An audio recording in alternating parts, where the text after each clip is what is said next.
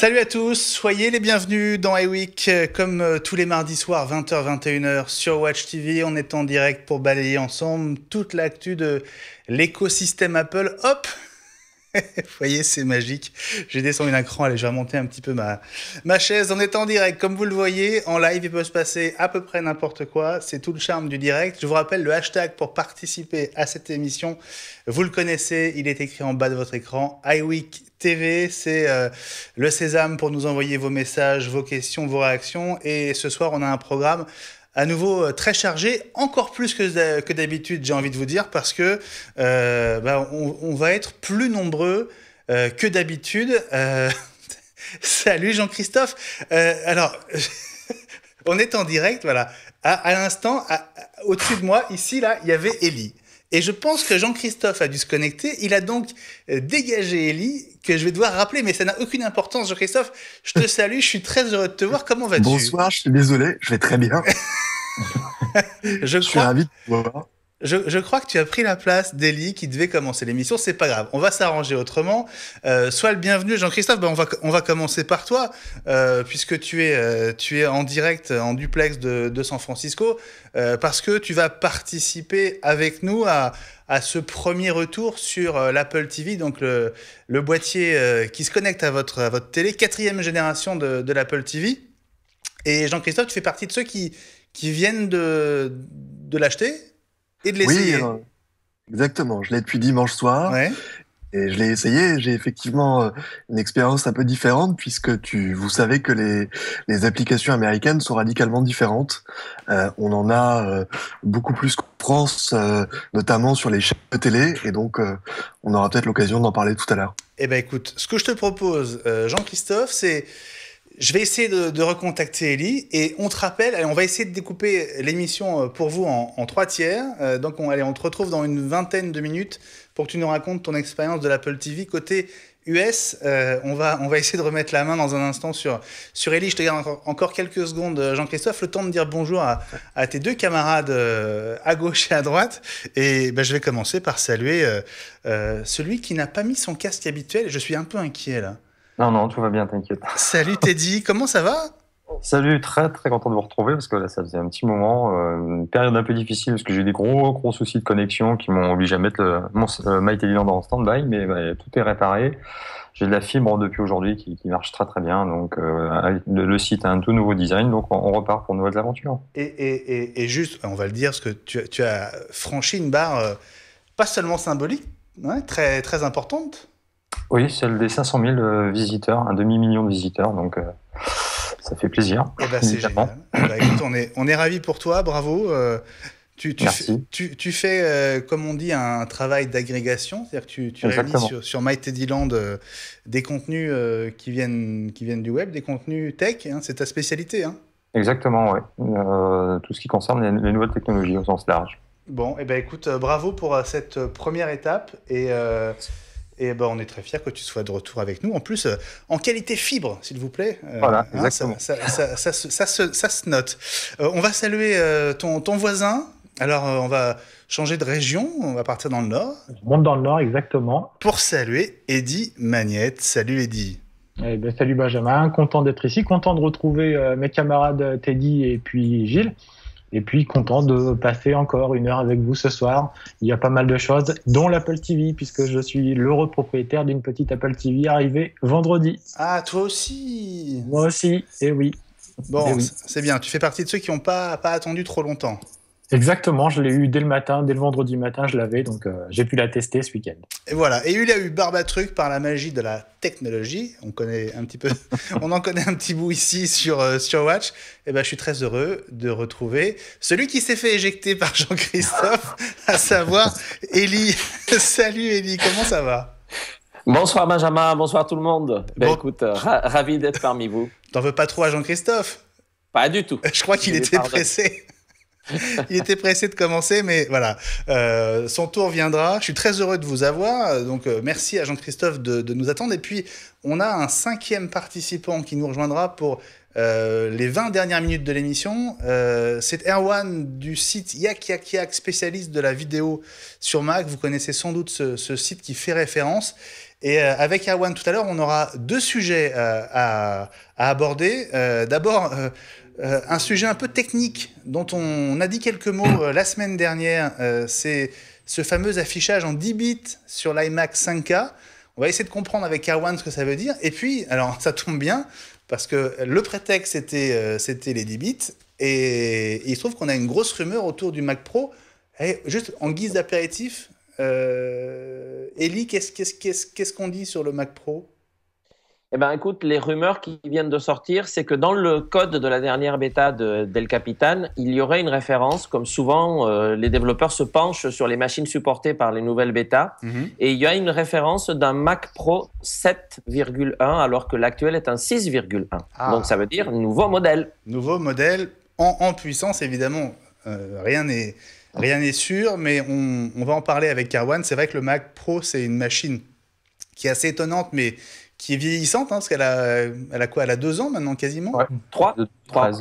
Non, pas 3 ans, non. Non, de 2013. Quasiment. Enfin, je sais pas. Mais... Oh, Eli, t'exagères. Bon, d'accord. Bon, allez, on va dire 2 ans. Je pense qu'Erwan va nous aider à y voir plus clair tout à l'heure sur le Mac Pro qu'il faut effectivement renouveler. Et on va voir avec lui ce qui risque, enfin c'est pas un risque, c'est plutôt une bonne nouvelle si ça change, d'évoluer sur le Mac Pro. Voilà, le décor est planté, je pense que vous avez fait connaissance avec tous ceux qui sont avec nous ce soir. Finalement, je vais descendre d'un cran, c'est tout un peu mieux comme ça. Voilà, on va faire comme ça, on se retrouve dans un instant pour le début réel d'iWeek, épisode 10, saison 3, et on va attaquer le gros morceau de cette semaine, à savoir l'Apple TV et nos premiers essais. À tout de suite.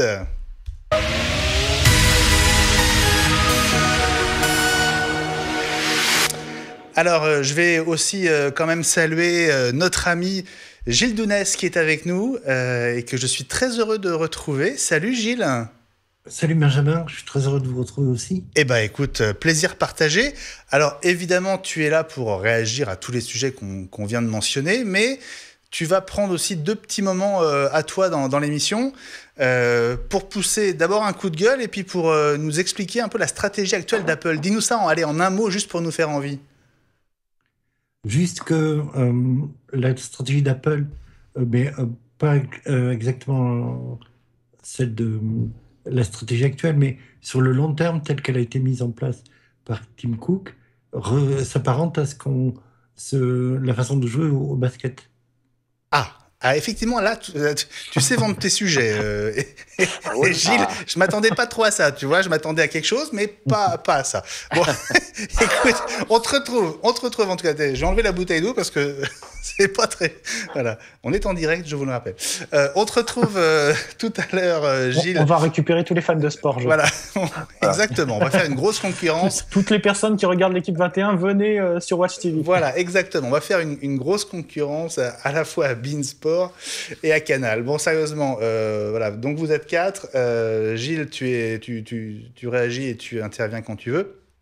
Je fais la voix. Petit rappel, voilà, tu peux faire la voix comme dans l'autre émission sur l'autre chaîne de télé. L'Apple TV. Alors, on va faire un tout petit rappel avant d'en venir à l'essai proprement parlé. Pour ceux qui ne savent pas ce que c'est, Eddy, l'Apple TV, c'est quoi ? Alors, l'Apple TV, c'est un boîtier qui vient se connecter à la télévision, comme son nom l'indique. Petit boîtier noir qui est donc un tout petit peu plus épais que les générations précédentes. Boîtier qui permet maintenant d'accéder à des applications, donc des applications qui ressemblent assez à ce qu'on connaît sur iPad et iPhone. Boîtier qui permet aussi donc de retrouver tout ce qui est disponible sur iTunes, les séries, les films, qui permet d'accéder à des systèmes comme Netflix ou des choses comme ça, qui depuis hier accepte Plex aussi. Donc on va dire un produit qui est pas nouveau, qui est assez ancien chez Apple, mais qui était considéré jusqu'à présent un peu comme un hobby. En tout cas, c'est comme ça que Tim Cook l'avait défini il y a quelques années, et qui, a priori, avec l'arrivée de tvOS, donc qui est le nouveau système d'exploitation qui fait fonctionner l'Apple TV, Apple a de nouvelles ambitions pour le boîtier. Bon, écoute. Alors, il y a oui. deux petites choses. Excuse-moi. Tu veux déjà faire des rectifications, Ellie? Ben, en fait, c'est parce que l'Apple TV, c'est trois choses. Donc là, on a parlé un peu de la nouveauté, mais l'Apple TV, c'est avant tout effectivement un vidéo club dans votre télé. Donc ça, c'est très bien. On peut avoir accès aux films, aux séries télé, etc. Mais c'est aussi un accès à la musique, aux vidéos, aux podcasts qu'on peut avoir sur ces ordinateurs, Mac ou PC. Donc là, c'est la télécommande de l'Apple TV qui va chercher du contenu sur un ordinateur ou sur un NAS. Et la troisième chose très importante, c'est un récepteur AirPlay. Donc, si on a un iPhone, un iPad ou un ordinateur, on peut envoyer le contenu sans fil et c'est une des fonctions les plus importantes. Et c'est pour ces fonctions-là qu'on le vend surtout. Bon, alors, Donc, vous savez quoi? On va discuter de tout ça dans un instant, mais je voudrais quand même Qu'est-ce qu'il y a de nouveau? Oui, Gilles, attends. Une petite seconde. On va y venir. Avant de décortiquer l'Apple TV, je voudrais vous montrer quand même ce que c'est avec cette vidéo officielle dont, Ellie, tu nous as envoyé le lien juste avant le début de l'émission. Regarde. Siri, montre-moi des nouveautés.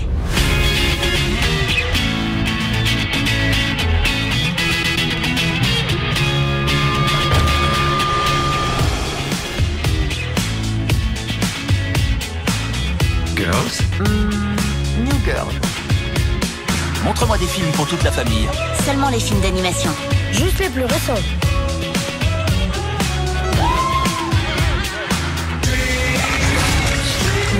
Wow, excellent.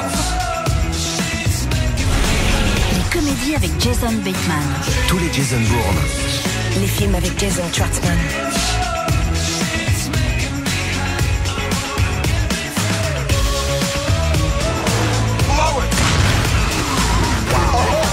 Je veux jouer à Asphalt 8. Beat Sports.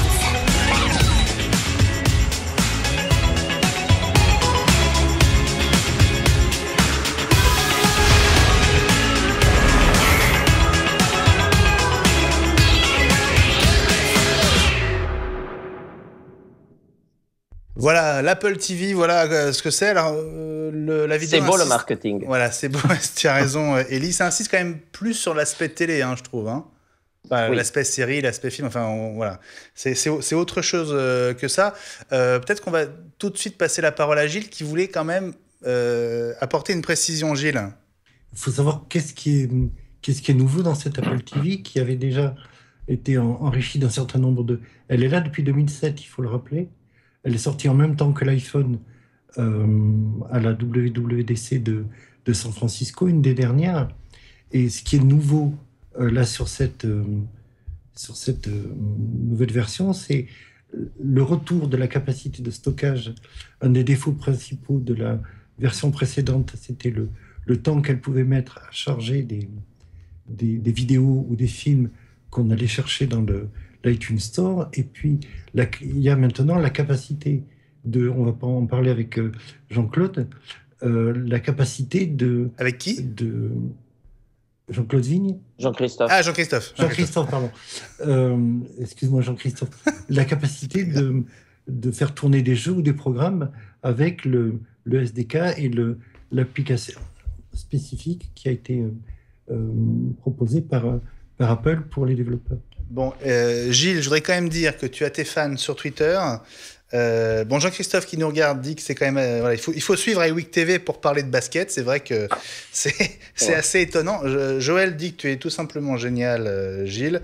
Voilà, puis on salue tous ceux qui sont avec nous sympa. Oui, Paquito73 me dit c'est sympa la pub pour la bouteille d'eau. Bah oui, c'est des choses qui arrivent. On était en direct. Voilà, merci à vous tous d'être là. Si vous avez des questions sur l'Apple TV, c'est le moment de les envoyer via Twitter avec ce hashtag iWeekTV. Bon, donc ça devient un petit peu un couteau suisse. Quelle est pour vous la nouveauté la plus intéressante dans ce que vous avez essayé, Teddy? Bah moi je l'ai pas essayé, mais bon. Dans les nouveautés alors, dans l'absolu. Bon, le fait déjà de pouvoir piloter tout ça avec Siri, parce que bon, ça c'est quand même très pratique, à condition que ça fonctionne bien, parce que bon, pour l'instant les premiers essais sont pas forcément toujours très concluants en la matière, de ce que j'ai pu voir. Il y a aussi le fait que avec le Bluetooth, qui permet justement de pouvoir avoir un casque en Bluetooth relié pour regarder vos programmes, ça c'est pas mal aussi. Ou comme la télécommande est en Bluetooth, justement, vous n'avez pas forcément besoin de pointer juste en face de l'écran. C'est pas de l'infrarouge. Donc il y a un intérêt à ce niveau-là. Et puis bon, après voir aussi au niveau des applications qui vont arriver, dans les applications qui sont déjà présentes, qui concernent la France, il y a notamment Closer, Énergie, Autoplus et l'Olympique de Marseille. Eh oui. Tu es fan de l'OM, donc c'est ça. Je suis un peu marseillais, donc c'est ça.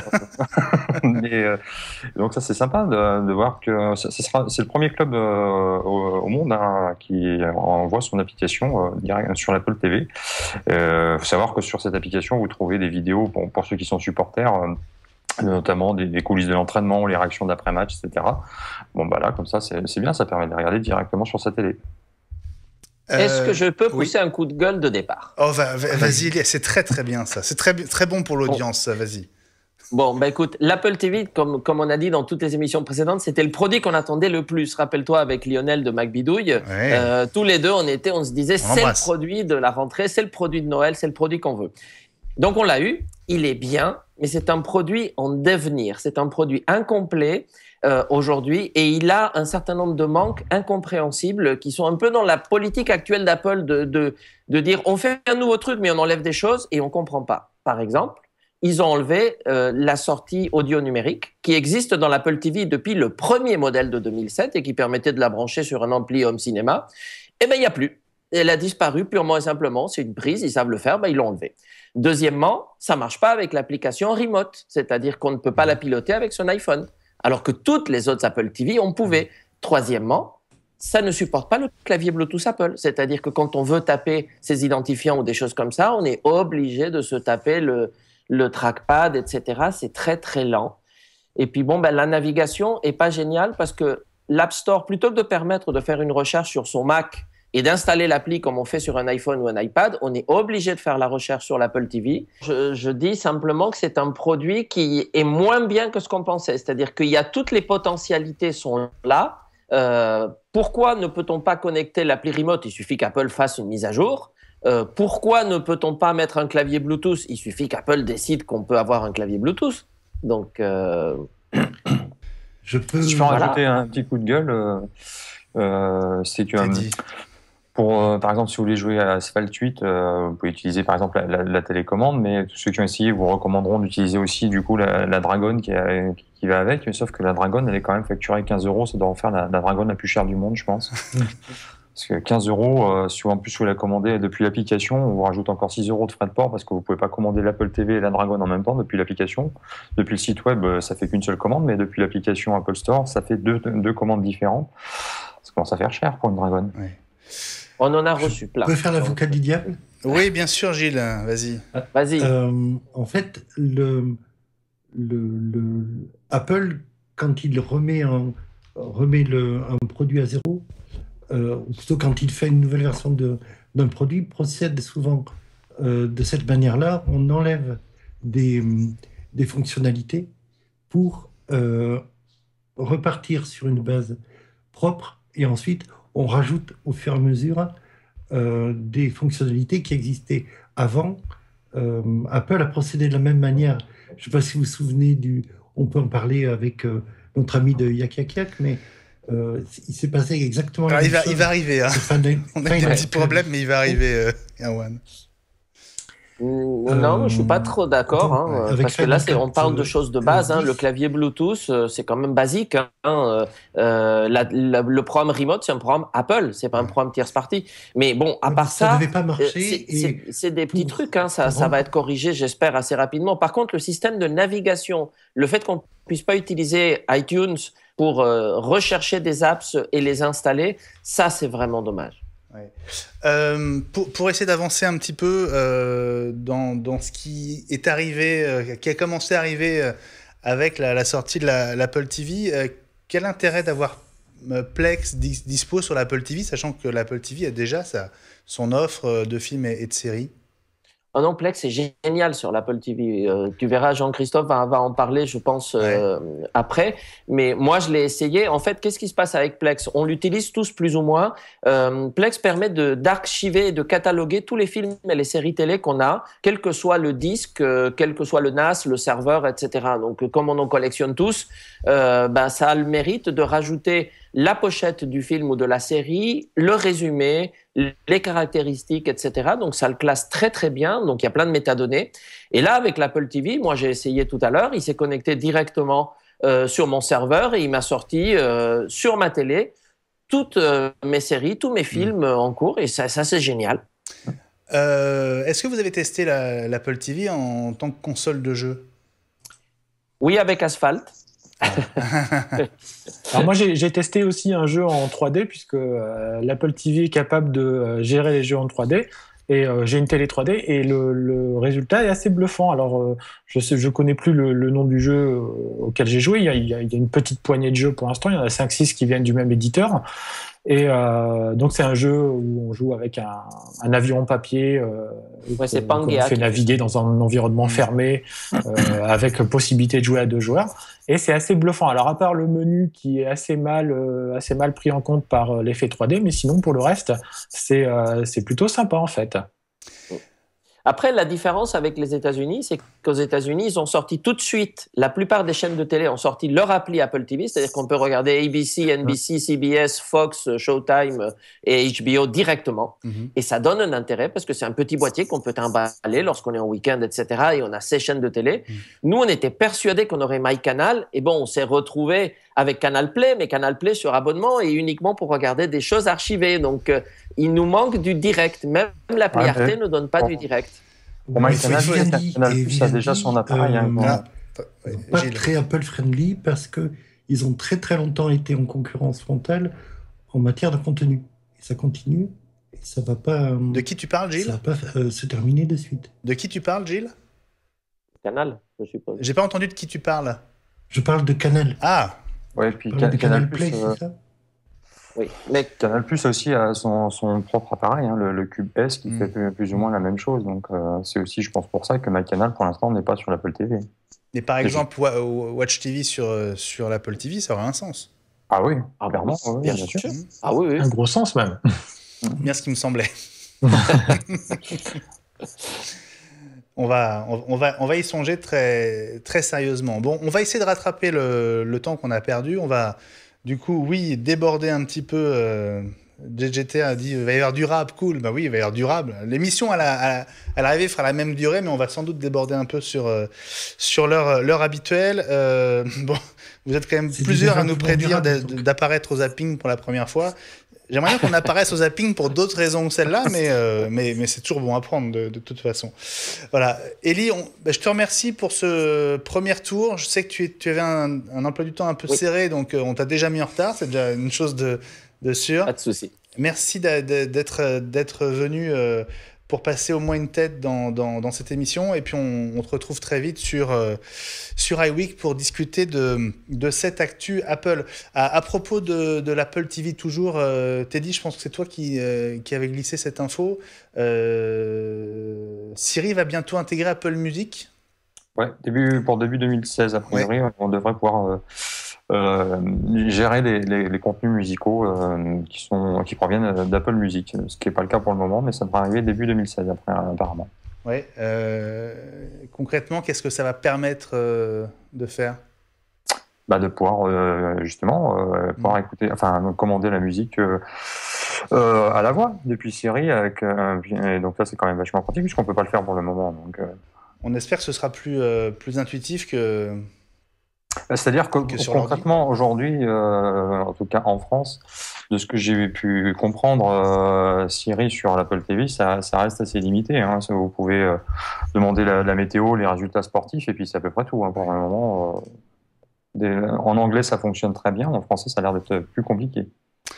Bon, on est en train d'établir la connexion à nouveau avec Jean-Christophe Vigne, qui se trouve à San Francisco et qui a pu essayer cette Apple TV dans sa version américaine. Ça va être intéressant de savoir ce que tu en as pensé, Jean-Christophe. Welcome back, comme on dit. Rebonjour. Rebonjour, Jean-Christophe. Alors, raconte-nous ton déballage, ton essai de l'Apple TV version US. Et ben alors, comme le disait, je crois que c'est Teddy ou Ellie, je sais plus, qui disait qu'effectivement, on a plus de chance aux États-Unis parce que les chaînes de télé ont vraiment joué le jeu. Et donc, on a... j'ai installé l'app d'NBC, CBS, ABC, Fox. Enfin, on a vraiment toutes les grandes chaînes américaines sont présentes et proposent des programmes en streaming. Ça c'est la bonne nouvelle. La mauvaise, il y en a deux. Premièrement, Apple, et ça c'est assez incompréhensible, a toujours pas réussi à centraliser les droits des chaînes de télé, ce qui fait que pour chaque app, il faut ressaisir quel câbleau opérateur on utilise, son mot de passe et ainsi de suite. On l'a déjà dit, mais le clavier, ce qu'on appelle le clavier du nouvel Apple TV est une horreur. Et je pense, passé, Apple nous a habitués à simplifier ce genre de choses. Je trouve très étonnant, alors qu'ils arrivent après Roku, après tous les autres, que justement, ils n'aient pas utilisé ce temps pour faire ce petit truc en plus. Il y a quand tu parles du clavier de l'Apple TV, tu parles du clavier virtuel. Oui, l'horreur qu'il faut glisser avec les doigts, voilà. Parce que justement, il n'y a pas de clavier, on ne peut pas connecter de clavier. Ouais. Qu'est-ce que tu as pensé de la fameuse télécommande dont on attendait beaucoup? Honnêtement, je suis pas fan. Heureusement, la télécommande ancienne fonctionne toujours, donc on peut continuer à utiliser une télécommande universelle, ce que je fais. Après les premières photos qu'on a vues, j'ai surtout très peur de la casser, puisque c'est déjà arrivé à un utilisateur sur Internet. Et elle est utile pour Siri. Sauf que c'est la deuxième mauvaise nouvelle dont je voulais parler. Les applications qui sont compatibles avec la recherche Siri sont pour l'instant pas nombreuses. Apple a proposé le SDK pour le faire, ça va venir, mais aujourd'hui, même aux États-Unis, les apps dont je parlais, donc des chaînes de télé, ne sont pas compatibles. Et Plex non plus. Donc résultat, on se retrouve à demander à voir un épisode d'une série quelconque, et Siri va proposer Netflix par exemple, alors que on a aussi la chaîne de télé qui va le diffuser. Effectivement. Est-ce qu'au final tu es aussi j'ai senti quand même Ellie très très très déçu. Il en attendait beaucoup, c'est sans doute pour ça, mais est-ce que tu es aussi toi aussi déçu par rapport à ce que tu en attendais, ou est-ce que c'est juste une question de mise au point, on va dire? Voilà, je suis pas déçu parce qu'on a l'habitude des mises à jour itératives d'Apple.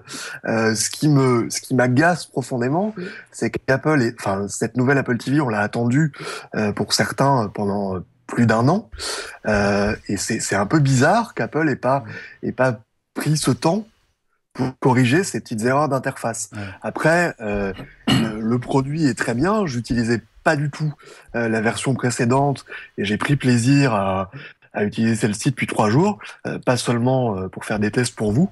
Le petit détail, petit truc en plus dont on n'a pas encore parlé, que je trouve assez chouette, c'est que l'Apple TV supporte plusieurs comptes Apple Store en même temps. Ce que ne font pas les autres appareils iOS. Et pour un cas très concret, moi j'ai un compte sur l'App Store américain et un compte sur l'App Store français, ce qui fait que sur une seule Apple TV, qui cohabite l'application d'Arte, puisque c'est la seule chaîne française disponible, et les applications américaines. Donc ça c'est assez chouette. D'accord. Donc confirmation, parce qu'on me pose la question sur Twitter, il n'y a pas d'appli Canal par exemple pour l'instant sur l'Apple TV. Et je reviens sur ce que disait Gilles, et j'apporte un bémol, notamment la chaîne iTélé. Est super en pointe sur les technologies Apple. C'est la première à avoir supporté le picture-in-picture et le split screen des nouveaux iPads. Elle n'est pas géolocalisée. Enfin, il y a vraiment une volonté de pousser l'app. Et du coup, je suis un peu étonné et j'attends avec impatience la version Apple TV parce que l'appli me paraît idéale pour ça. On trouve sur le web pas mal de news qui expliquent le fonctionnement de l'Apple TV. Par exemple, une sorte de pas à pas pour télécharger et éventuellement réinstaller les apps sur l'Apple TV on est dans le même type de scénario que quand on réinstalle une app sur son iPhone, ou c'est différent, Jean-Christophe? Alors non, c'est la même chose. Ce qui est un peu ennuyeux et ce qu'il faut pas cacher, c'est que on peut avoir besoin de le faire. L'Apple TV, c'est censé être un objet du salon, Ouais. donc a priori à utiliser. Il se trouve que avant que Plex officiel sorte, Simple Plex, qui est un clone, était en vente pour $3. J'ai acheté le clone et il a planté au bout de 2 minutes. J'ai donc dû force quitter l'app pour pouvoir la redémarrer et la supprimer puis la réinstaller. Ouais. Voilà. Donc non seulement c'est faisable, mais effectivement il faut pas se cacher que avec un App Store vienne la possibilité d'applications qui seront un peu moins finies. C'est un peu la rançon de la liberté et je pense que le genre vaut chandelle, mais il faut le savoir. Ouais. Eddie, on t'a pas encore trop entendu sur ta propre expérience là de prise en main. Alors, Est-ce que moi, t'as- j'ai est-ce que écouté toi aussi un tu peu vas tout le monde. est-ce que toi aussi tu vas dire du mal? Alors moi justement, je vais essayer de contrebalancer un peu tout ce qui a été dit. C'est vrai que le tvOS et l'Apple TV qui est sorti là il y a même pas une semaine est pour le moment assez incomplète. Donnons-lui un peu de temps parce que c'est un produit qui va certainement évoluer. Là, je crois que ce soir il y a la première bêta de tvOS. Alors je sais plus quelle est la numérotation exactement qui vient de sortir. Donc ça veut dire que Apple continue C'est la de première travailler bêta. sur l'OS et celui-ci va s'améliorer. Donc voilà la news. Je pense que le support du clavier Bluetooth pourra se faire sans aucun problème, que l'application Remote va être mise à jour sans aucun problème. Comme Ellie, je suis un peu déçu de la disparition de la sortie optique à l'arrière parce que j'avais branché mon ampli sur la sortie optique de l'Apple TV et c'est toujours décevant de voir ce genre de choses disparaître. Mais pour le reste, on a quand même une interface qui est franchement belle. On a une télécommande qui est plutôt bien pensée. Moi, j'aime plutôt le pavé tactile avec le clic intégré. Les six touches qui sont pas forcément bien disposées d'ailleurs, puisque j'ai tendance à appuyer sur Siri au lieu d'appuyer sur la touche de menu naturellement. Mais pour le reste, on a quand même un produit qui est bien fini, qui est quand même pratique, qu'on va pouvoir emmener en plus en vacances pour peu qu'on ait un accès à Internet et pouvoir regarder comme ça ces vidéos, même loin de chez soi. C'est vrai que je rejoins un peu les camarades. Si les chaînes françaises se mettaient à la page et développaient rapidement des applications, ce serait quand même franchement sympa, parce que ça nous permettrait d'avoir toujours la télé avec soi.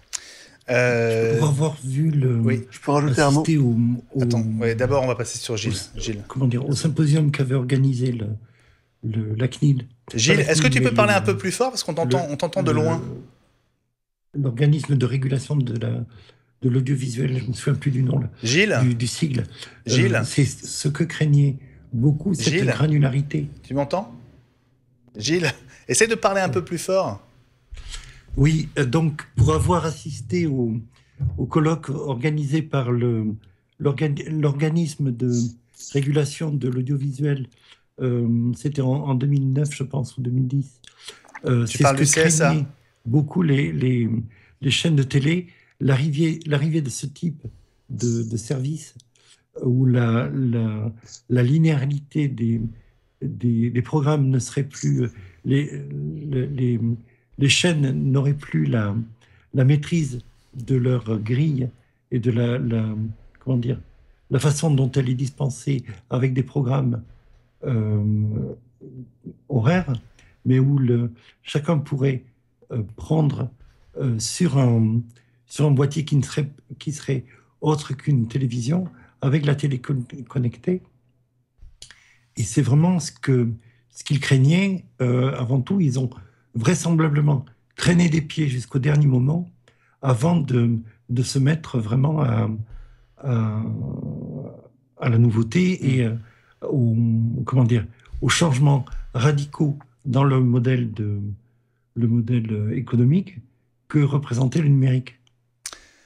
Gilles, on va se retourner vers toi dans quelques instants parce qu'on va revenir sur les résultats trimestriels d'Apple et les réactions qui ont suivi. Je suis pas sûr qu'on ait le temps de faire ta deuxième chronique ce soir, mais on se la garde pour la semaine prochaine, hein, celle qui concerne la stratégie d'Apple à long terme en tout cas.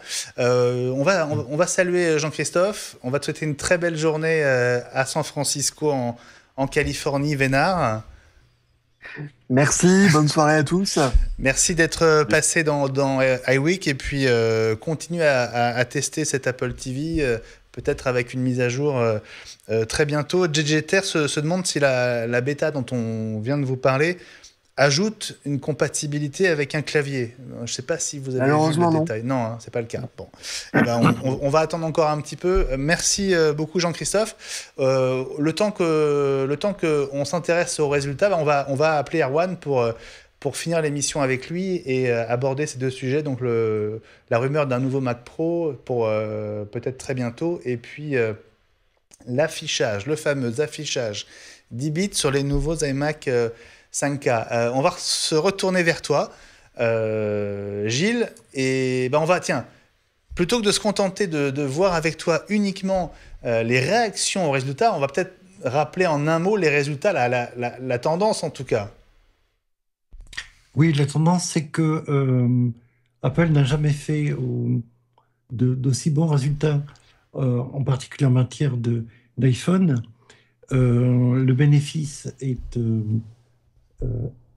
exceptionnel et le chiffre d'affaires également. Et ça fait un petit moment que je suis les résultats. Je ne me souviens pas avoir vu une marge brute, c'est-à-dire la marge que fait la société avant la recherche et développement et le marketing aussi forte. On est pratiquement à 40%, ce qui est absolument énorme. Ouais. Donc tous les voyants sont au vert. Ils n'ont jamais non plus autant vendu de Mac. Alors en unité, l'année dernière au trimestre de Noël, ils ont vendu un peu moins de Mac en unité, mais des Mac plus chers, ce qui fait qu'ils ont fait un chiffre d'affaires un peu supérieur. Mais le seul point qui baisse, c'est l'iPad. Sinon, au point de vue des services, ils sont en augmentation. Ils ont vendu 100 milliards, je crois, d'applications en cumulé. On l'a dit, donc les chiffres de vente d'iMac ont battu un record encore une fois. L'iPhone est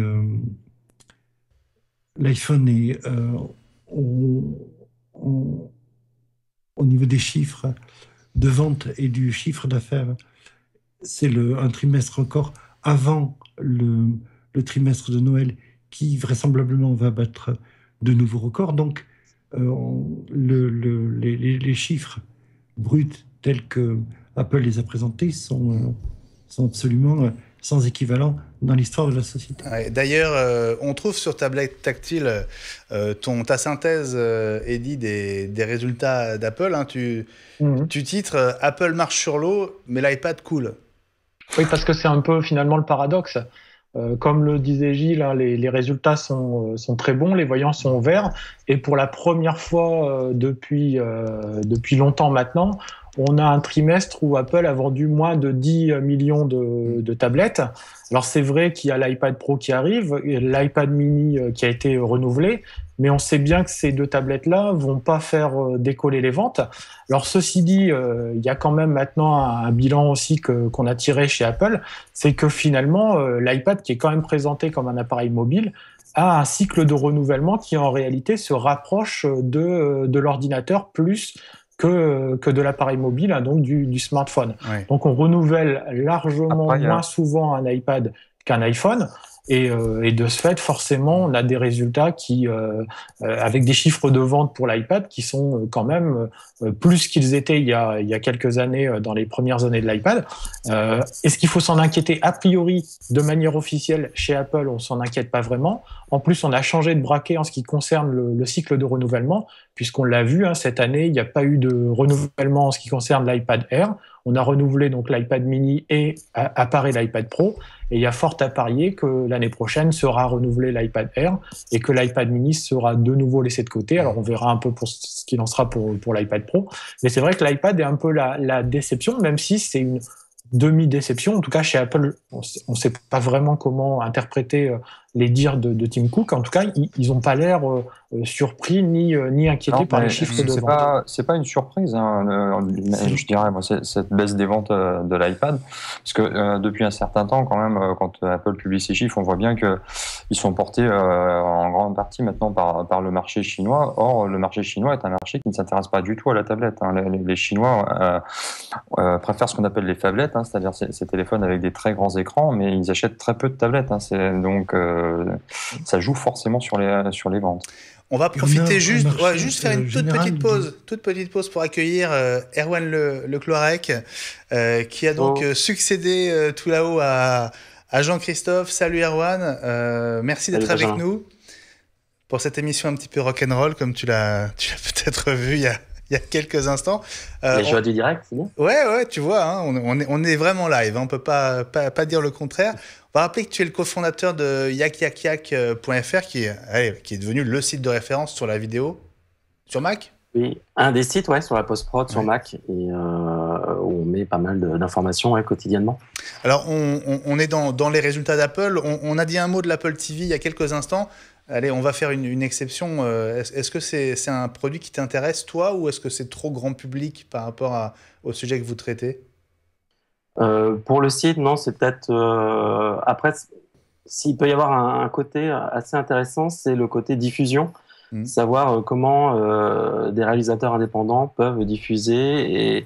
Et Apple a ouvert pas mal les portes dernièrement sur la diffusion en ligne. C'est-à-dire qu'on ne passe pas par le cinéma, on peut publier en fait directement vers iTunes. Et ça, c'est intégré depuis la dernière version de Final Cut Pro 10.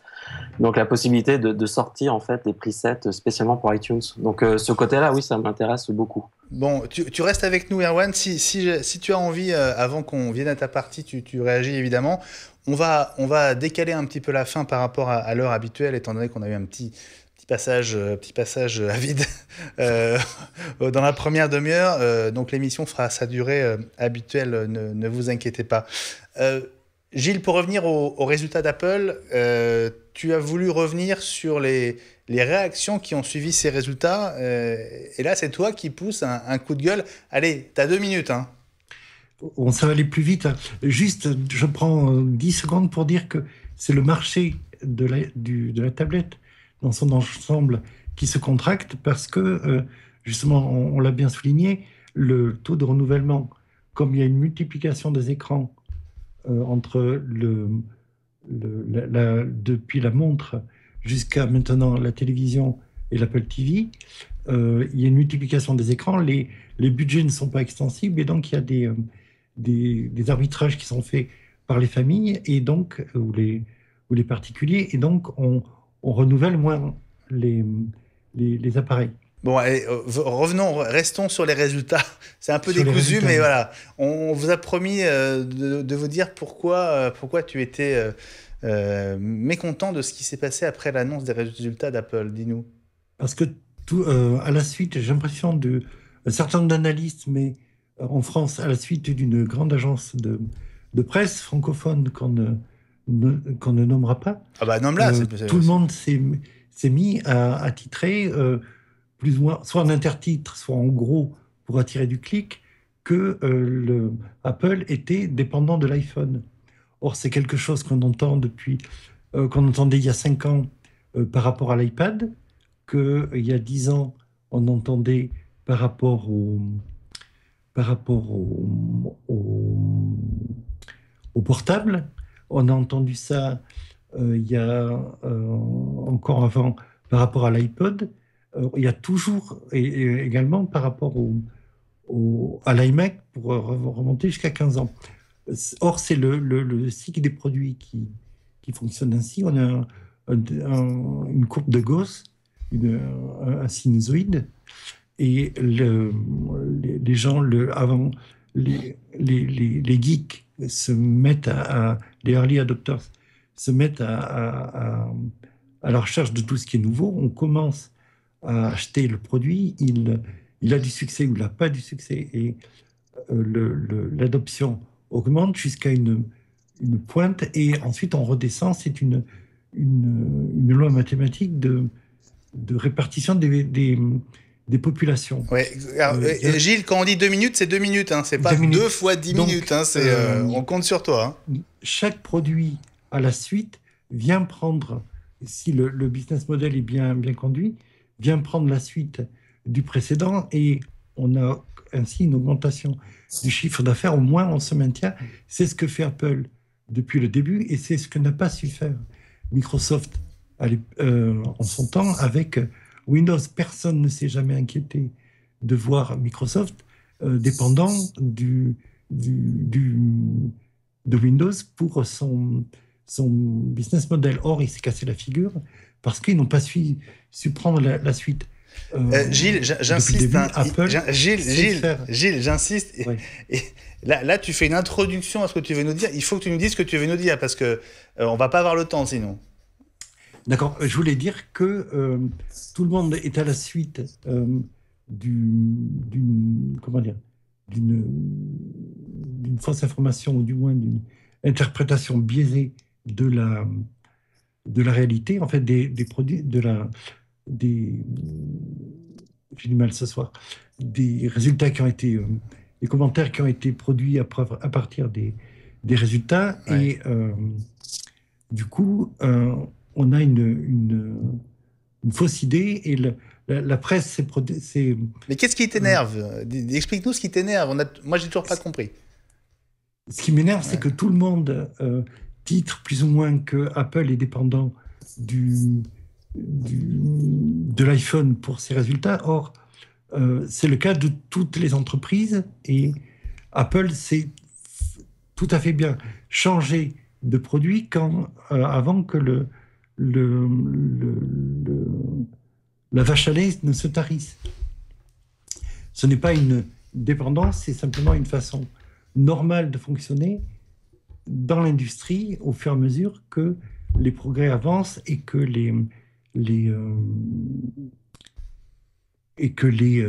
c'est difficile ce soir. Gilles, tu sais quoi, on va te laisser souffler 2 secondes. Ouais. Je crois qu'on a compris l'idée. Je voudrais qu'on profite de la présence d'Erwan avec nous pour finir l'émission ensemble. Erwan, on voulait aborder 2 sujets avec toi. La première raison, finalement, c'est presque en train de devenir la moins importante des deux. C'était cette capacité d'affichage, cette nouvelle capacité d'affichage liée à la fois à l'iMac 5K et à El Capitan. On parle de 10 bits et la semaine dernière, on était un petit peu perdus, nous les non-spécialistes. On a cru comprendre qu'il s'agissait de millions et de milliards de couleurs à l'écran. Ouais, en fait, c'est grâce à la technique, c'est-à-dire qu'il y a des nouvelles LED dans les écrans, c'est-à-dire qu'avant on travaille sur des white LED, des LED blanches, et maintenant on travaille avec des red, green, phosphore LED. Et grâce à ça, ça permet, alors je sais pas si tu as eu les graphiques que je t'avais envoyés, mais globalement, en fait, grâce à ces nouvelles LED, on a beaucoup plus d'informations dans le spectre des couleurs vertes et rouges, et du coup, ça permet d'afficher beaucoup plus de couleurs. Et donc, du coup, ça permet, en conséquence, d'avoir ce qu'on appelle le travail en 10 bits. Alors, 10 bits, qu'est-ce que ça veut dire ? Ça veut dire qu'on peut avoir 1024 valeurs en rouge, 1024 valeurs en bleu et en vert. Alors qu'en 8 bits, on était à 256. Donc, ça permet d'avoir une image beaucoup plus réaliste et fidèle à ce qu'on a tourné, en fait. Et ça n'a jamais été possible sur... Il me semblait qu'on était en milliards de couleurs depuis longtemps sur Mac. Oui, mais c'est des valeurs, des nuances en fait de couleurs. Après, tu as plusieurs milliards de couleurs, mais c'est les nuances en fait. Par exemple, quand tu as un ciel sur des images, par exemple en 8 bits assez compressées dans du JPEG, on va voir des bandes en fait dans les bleus. Oui. Et donc passer en 10 bits, ça va permettre d'atténuer en fait ces valeurs-là et d'avoir vraiment des nuances beaucoup plus douces de passer de l'une à l'autre en fait. Et grâce au côté 10 bits, en fait, on va en parallèle à ça, il y a l'espace colorimétrique aussi qui a changé par défaut sur le Mac, où maintenant on travaille, avant c'était du sRGB, et maintenant on prend en fait un autre espace colorimétrique qui permet en fait d'afficher toutes ces couleurs. Et maintenant c'est le DCI P3 qui est utilisé pour le DCP par exemple, c'est ce format pour le cinéma en salle de cinéma en fait. Ouais. Donc c'est important pour ceux qui font de l'image de manière professionnelle, donc les photographes et ceux qui font de la vidéo, tout le monde, ou ça concerne qu'une catégorie de ceux qui font de l'image? Bah, pour l'instant, ça a considéré uniquement les gens qui regardent leurs images à travers Preview et Photo, parce que c'est les deux applications, je crois, qui sont compatibles pour le moment avec cette technologie d'Ibit. Je pense qu'il va y avoir des mises à jour sur toutes les autres applications très rapidement. Donc Final Cut, je crois qu'il n'est pas compatible encore. De toute façon, il n'y a pas une mise à jour à Capitan pour Final Cut Pro 10. Donc voilà. Et je tenais à préciser, il y a un site qui s'appelle, je crois que tu l'as montré tout à l'heure, Cinema 5D, parce qu'il y a la rumeur comme quoi le 10 bits s'affiche uniquement sur les écrans Mac 5K et 4K des iMac. Et en fait, on peut utiliser une autre marque, par exemple des moniteurs ISO. Et quelqu'un a fait le test. En fait, c'est juste le driver qui est dans El Capitan. Donc, si on a un écran qui permet d'afficher du 10 bits, il est possible. Là, il y a eu un test de fait avec un Mac Pro, avec les D500, donc les cartes de moyenne gamme, d'afficher en 10 bits sur des écrans ISO et pas uniquement sur les iMac. D'accord. Bon. J'ai une question. Ah, question de Gilles. Oui. Est-ce que ça a également à voir avec le nouveau taux de compression qui est utilisé, qui succède au H264 ou rien du tout? Alors, là, on va passer dans un autre espace colorimétrique, parce qu'avant, on était dans le Rec 709 pour tout ce qui était HD et SD.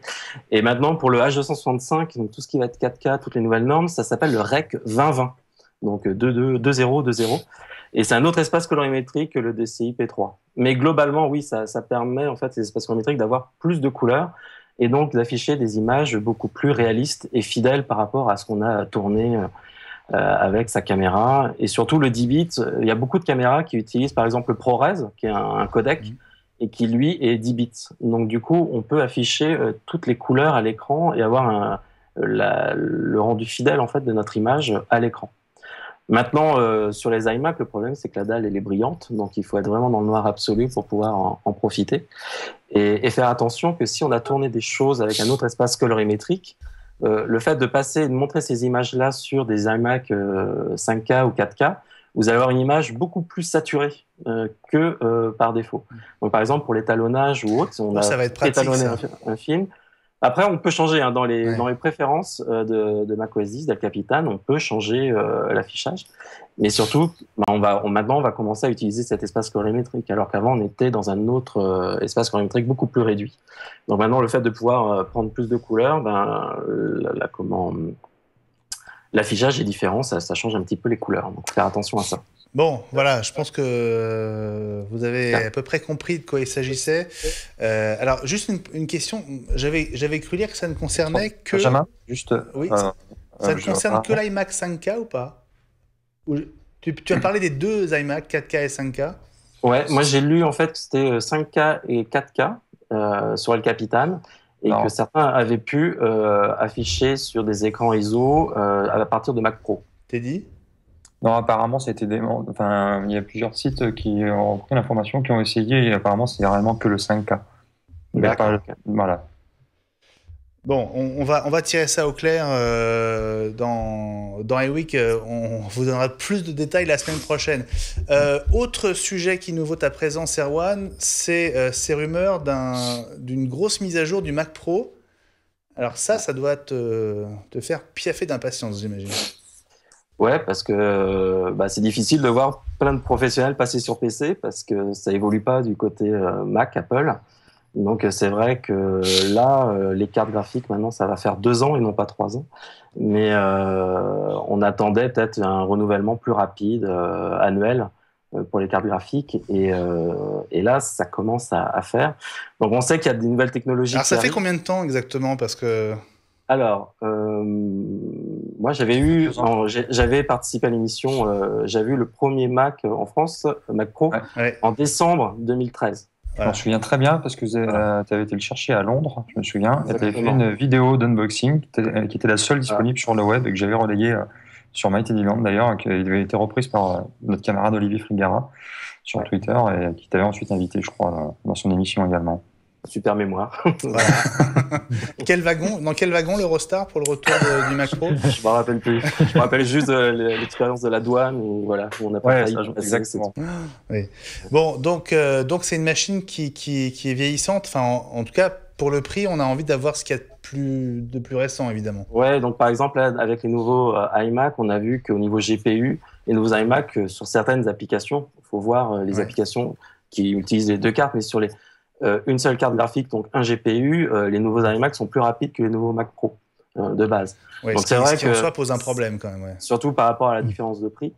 Et les nouvelles technologies qui arriveraient, ce serait par exemple le Thunderbolt 3, qui permettrait d'avoir un débit de 40 gigabits, donc de doubler la bande passante du Thunderbolt 2, et surtout du coup de pouvoir déporter les cartes graphiques dans un boîtier externe par exemple, et ça permettrait de pouvoir renouveler les cartes graphiques sans toucher obligatoirement à son Mac Pro et avoir quelque chose de beaucoup plus évolutif. Encore faut-il que Apple nous permette de faire ceci, comme c'est possible sur PC. Et on a lu aussi aujourd'hui, je crois, une rumeur, il y aurait 10 ports USB 3.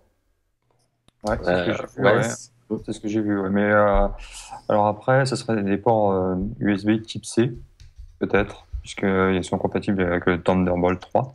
Donc, ouais, sûrement, je pense que ça va être ça. Et puis il y a aussi une nouvelle norme de DisplayPort 1.4a qui va permettre d'afficher du 8K aussi. Donc peut-être qu'ils attendaient pour marquer une vraie différence avec l'ancien Mac Pro qui était vraiment orienté 4K au niveau de la puissance. Ils attendent peut-être que toute cette technologie arrive et soit mature et soit disponible. Mais voilà, en tout cas, on attend. Bon, bah écoutez les amis, merci. Ça a été une émission un petit peu chaotique, mais on y est arrivé. Il y avait plein d'autres sujets, mais c'est vrai que ça a été compliqué de suivre le fil. Je pense qu'on rassemblera tout ça la semaine prochaine pour faire une vraie grosse émission avec plein de ces petites news que vous adorez. Merci Erwan d'être revenu dans iWeek. De rien, merci Benjamin. On espère que tu reviendras quand même. Quand tu veux.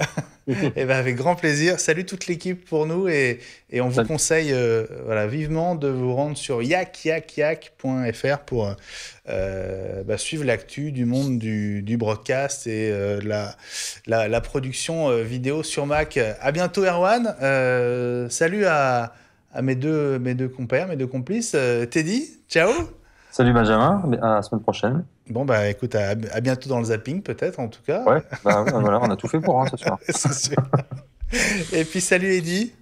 Salut Benjamin, à très bientôt. Tu vois, ça marche jamais aussi mal que quand on a tous la fibre, en fait. Tu vois. C'est vrai, on va revenir sur du 2 mégas. Voilà, il n'y a rien de tel. Bon, est-ce que les studios seraient pas sur un vieux cimetière indien, par hasard? Ah oui, sûrement. On va creuser, On va creuser. Et puis, salut Gilles, c'était sympa de te retrouver. La semaine prochaine, on reviendra sur cette stratégie d'Apple. Hein. D'accord, on repart au ruban. Voilà, exactement. À très bientôt, Gilles. Merci de nous avoir suivis dans cette émission qui ne manquait pas de piment. Passez une très bonne soirée, une très bonne journée sur Watch où les programmes continuent.